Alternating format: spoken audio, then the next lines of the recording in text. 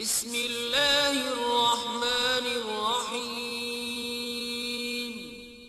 شروع اللہ کے نام سے جو بڑا مہربان نہایت رحم والا ہے۔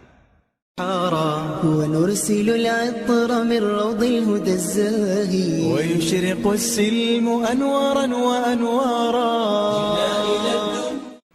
اب انسان جو ہے جمع کیسے کرے، یہ تو پہلے کا ہوا اور کچھ باتیں نکاح کے لیے خاص اور کچھ عام تھی۔ اب نکاح کی رات بھی ہو سکتی ہے اس میں انوالو اور ادر زندگی کا اور حصہ جہاں میاں بیوی ہم بستری کرنا چاہتے ہیں۔ اب جمع کیسے کرے، جمع سے مراد جب میں الفاظ کہہ رہا ہوں تو شرمگاہ کا جمع ہونا اور ملنا اس سے مراد ہے، میرا یاد رکھیں، ٹھیک ہے، کہ انسان اس اب جمع کیسے کرے۔ اس کے تعلق سے بہت ساری غلط فہمیاں ہوتی ہیں، انشاءاللہ آج اس کے ازالے کرنے کی کوشش کروں گا۔ اب انسان اپنی بیوی سے کیسے جمع کر سکتا ہے، آئیے اللہ رب العزت کا جواب اپنی کتاب، اس کی کتاب میں جو اس نے دیا اس سے ہم شروع کرتے ہیں۔ اللہ رب العزت فرماتا اور کہتا ہے سورہ بقرہ سورہ نمبر 2 آیت نمبر 223، اور فرماتا ہے نساء حرث لکم فأتوا حرثکم ان شئتم، کہ اللہ فرماتا اور کہتا ہے تمہاری عورتیں تمہارے لیے کھیتیاں ہیں اور تم جس طرح سے چاہو اپنی کھیتیوں میں آؤ۔ تمہاری عورتیں تمہارے لیے کھیتیاں ہیں، جیسا ایک کسان اپنے کھیت میں بیج ڈالتا ہے تاکہ اس سے فصلیں نکلے، تو تمہاری بیویاں تمہاری اولادوں کی پیدا ہونے کی وجہ ہے نا، اس کے بغیر کیسا ہوں گا؟ تو تم جو ہے اللہ رب العزت فرما رہا ہے کہ تم جو ہے پھر جہاں سے چاہو وہاں سے اپنے بیویوں میں داخل ہو، ٹھیک۔ اب اس کے تعلق سے کیا واقعہ آتا ہے اس کے شان نزول میں رکھ دیتا ہوں، تو وہ پہلی بات بالکل انشاءاللہ جو آیت ہے وہ واضح ہو جائیں گے، کلیئر ہو جائیں گے۔ آئیے جو ہے صحیح بخاری کی روایت ہے، جابر رضی اللہ عنہ فرماتے اور کہتے ہیں یہودی جو ہے یہ بات کہا کرتے تھے کہ آدمی اگر اپنی بیوی سے شرمگاہ میں اگلے حصے میں جہاں سے اولاد پیدا ہوتی ہے، ٹھیک ہے، وہاں اگر ہم بستری پیچھے سے کھڑے رہ کر کرے، پیچھے ہو کر کرے بیوی کے، سمجھ رہے آپ بات کو، کہ اپنے بیوی سے صحیح جگہ مطلب شرمگاہ کا اگلا حصہ اس میں ہم بستری کرتا ہے جہاں سے اولاد پیدا ہوتی ہے، لیکن پیچھے سے کھڑے رہ کر کرتا ہے تو اس سے اولاد بھینگی پیدا ہوتی ہے، مطلب آنکھیں اس کی اسکوئن جس کو کہتے ہیں، مطلب آنکھ ڈھلتی ہوئی یا دونوں آنکھ ڈھلتی ہوئی ہوتی ہے، بھانگا جس کو عام زبان میں کہتے ہیں، ٹھیک ہے، یہ بھینگا جس کو بولتے ہیں، تو ویسا پیدا ہوتا ہے۔ جب یہ بات صحابہ تک پہنچی تو صحابہ نے رسول اللہ سوال کیا، اللہ کے رسول، یہودی کہتے ہیں کہ ایسا اگر کرنے سے بچہ بھینگا پیدا ہوتا ہے، اسکوئنٹ ہوتی ہے اس کی آنکھیں، ڈھلتی ہوئی ہوتی ہے، خراب ہوتی ہے، دونوں بیچ میں آ جاتی ہے، تو آپ صلی اللہ علیہ وسلم نے اس کے جواب میں اللہ رب العزت نے یہ آیت نازل کی۔ جب یہ آیت نازل ہوئی تو آپ نے فرمایا اور کہا آگے سے یا پیچھے سے مگر مقام پیدائش میں، آپ نے کیا کہا، آگے سے یا پیچھے سے لیکن مقام پیدائش میں، سمجھ رہا، مطلب جہاں سے اولاد پیدا ہوتی ہے وہیں انسان کر سکتا ہے، اس کے علاوہ کرنا حرام ہے۔ انشاءاللہ اس کی تفصیلات آگے رکھوں گا کیا حرام ہے اس معاملے میں، ٹھیک ہے۔ تو چاہے انسان آگے سے ہو پیچھے سے ہو لیکن مقام پیدائش میں۔ آئیے دوسری روایت، عبداللہ ابن عباس رضی اللہ عنہ فرماتے ہیں، یہ ابو داؤد کی روایت، آپ نے فرمایا تھوڑی طویل روایت ہے لیکن بہت ساری باتیں علم کی اس میں آ رہی ہے اس روایت کے اندر، بالخصوص اس مسئلے کے تعلق سے۔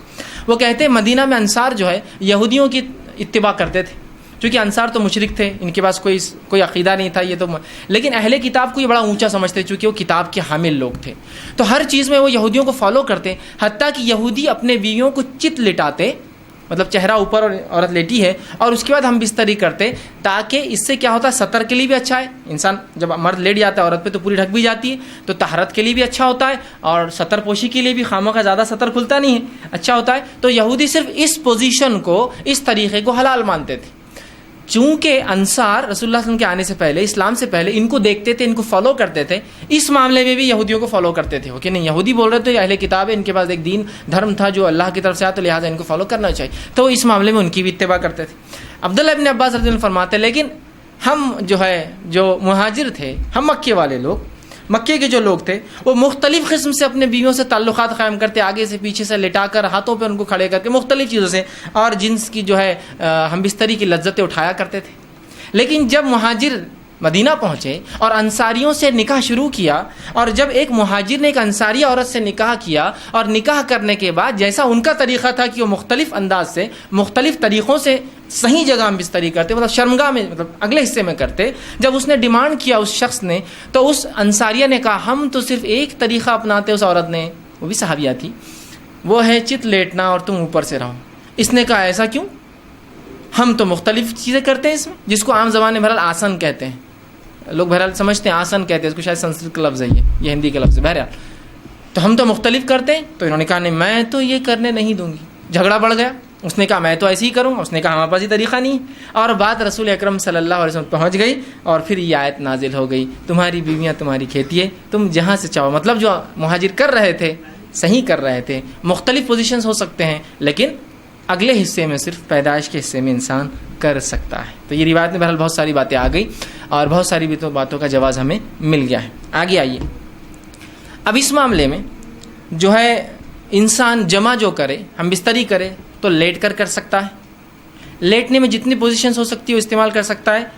شرط ایک ہی ہے، وہاں انسان اپنی شرمگاہ کو داخل کرے، عورت کی شرمگاہ میں جہاں سے اولاد پیدا ہوتی ہے. ٹھیک ہے، وہی ایک جگہ ہے. دوسرا بیٹھ کر سکتا ہے، جتنی پوزیشنز ہو سکتی ہے اس کے لیے شریعت نے اس سے کوئی ممانعت کا اظہار نہیں کیا. لیکن سب سے بہترین پوزیشن اولاد کی پیدائش میں اور اس میں سازگار ہونے میں وہی ہے جو عورت کو لٹا کر کرے، اس لیے کہ اس میں سیدھا مرد کی شرمگاہ اوپر سے ہوتی ہے اور اولاد کی پیدائش کے چانسز زیادہ ہوتے ہیں اس معاملے میں. بہرحال ٹھیک. اس کے بعد بیٹھ کر جتنے طریقے ہو سکتے ہیں، جتنی پوزیشنز ہو سکتی ہے، جس میں میں جو بتا رہا ہوں بات آپ سمجھ رہے ہیں کہ شرمگاہ مرد کی عورت سے ملے اور سامنے کے حصے میں آپ کے لیے جائز ہے. اسی طرح کھڑے رہ کر جو کچھ ہو سکتا ہے، اس میں کوئی ممانعت نہیں ہے. کراہت ہو سکتی ہے، ناپسندگی ہو سکتی ہے، لیکن ممانعت کسی میں بھی نہیں، حرمت کسی میں بھی نہیں. بیٹھ کر، لیٹ کر، کھڑے رہ کر کچھ بھی ہو سکتا ہے. ابھی بات کا ازالہ میں کر دوں، بہت سے لوگوں نے عجیب عجیب باتیں لکھ دی، اللہ ان پر رحم کرے، جس کی وجہ سے امت کو خواہ ایسی مشکلات اور تکلیفوں میں ڈالا جو شریعت نے نہیں دی. کہ کھڑے رہ کر کرے تو اولاد لنگڑی پیدا ہوتی ہے، بیٹھ کر کرے تو اولاد فلاں پیدا ہوتی ہے، پیچھے سے کرے. آج بھی میں کہہ رہا ہوں کہ اگر کوئی لڑکا بہنگا آ جاتا ہے جس کی آنکھیں اسکوئنٹ ہو، اس کی آنکھیں برابر نہ ہو، تو عورتیں ایک دوسرے کو دھکا دے کے ہستی مجلس. ان کے ماں باپ نے کیا کرے تھے دیکھو بچہ. آج بھی میں کہہ رہا ہوں کیسی عجیب بات ہے. شریعت کلیریفیکیشن دے رہی ہے، قرآنی آیتیں نازل ہو رہی ہے، اور اس کے بعد بھی کہ ہماری عقلیں، اب عقلوں کا کیا بھائی، علم کی کمی ہی یہ سب چیزوں کی وجہ ہے. لا علمی جو نقصان پہنچاتی ہے نا، وہ کوئی چیز، کوئی ہتھیار، کوئی دشمن آپ کو جو نقصان نہیں پہنچائیں گے نا، آپ کی اور ہماری لا علمی اسلام کے تعلق سے نقصان پہنچاتی ہے. بہرحال تو کوئی بھی پوزیشن اختیار کر سکتے، کوئی ممانعت کسی بھی پوزیشن کی ثابت نہیں ہے. ٹھیک. اسی طرح سیکنڈ چیز، ہم بستری کے اندر بیوی کو